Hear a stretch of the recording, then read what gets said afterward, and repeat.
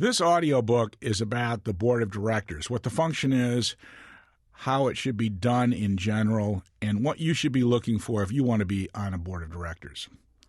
The introduction really is they should be setting the strategy. The board's job is setting the strategy.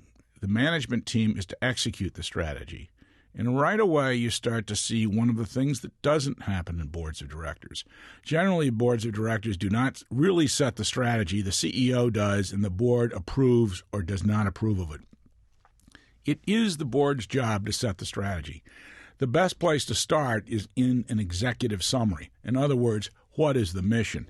If you take somebody like UPS, for example, their mission is essentially to go in the back door at the factory and the office and pick up the stuff from the back door. One of the things they started to do was to do FedEx-type letters, and that's confusing because that's a different kind of guy. It's the FedEx guy that comes in the front door. It's the UPS guy that goes in the back door. Now, it isn't to say that they shouldn't do the letters in the front door, but this is a board of directors decision. Should we dilute our message and do more than the back door, or should we just do the front door? This is an example of where the board of directors should set the mission. Another one would be with somebody like McDonald's. When McDonald's started out, they were good stuff cheap, and gradually their prices went up.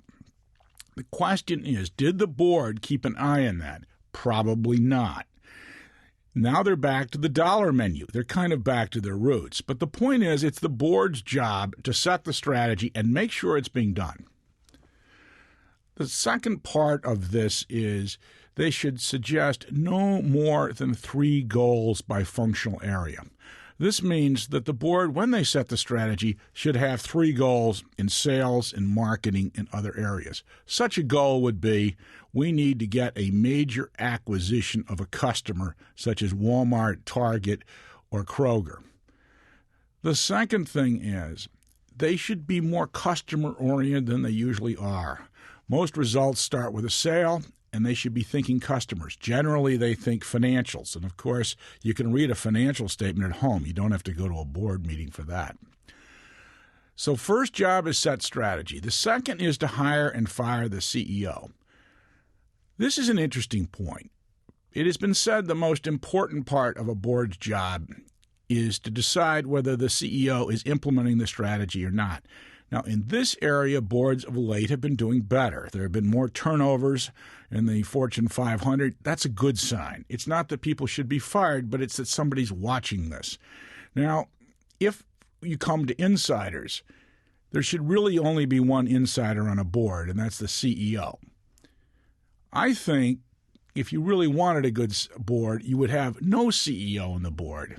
It's better that the CEO presents to the board because this would create an environment and a symbol, which is the board decides and invites the CEO in for a presentation. That's a very different kind of thing than the CEO being active on the board. Now, of course, the worst possible thing is for the CEO to be chairman of the board. Then all of a sudden, management and strategy gets commingled and there's not separation and control. That in itself explains a lot of the issues. So the first 2 are set the strategy, hire and fire the CEO. The third one is identify legal risks. I think this is an extremely important area that is underplayed. Society has decided, certainly in the United States, to be more litigious, and big companies are a target. I mean, they're a target for all the plaintiff lawyers, everything else, and most people don't realize that Walmart has video cameras not to catch thieves. They've got video cameras to catch slip and fall accidents to make sure they're real and not cooked up, which most are. The board should be talking regularly about their legal risks.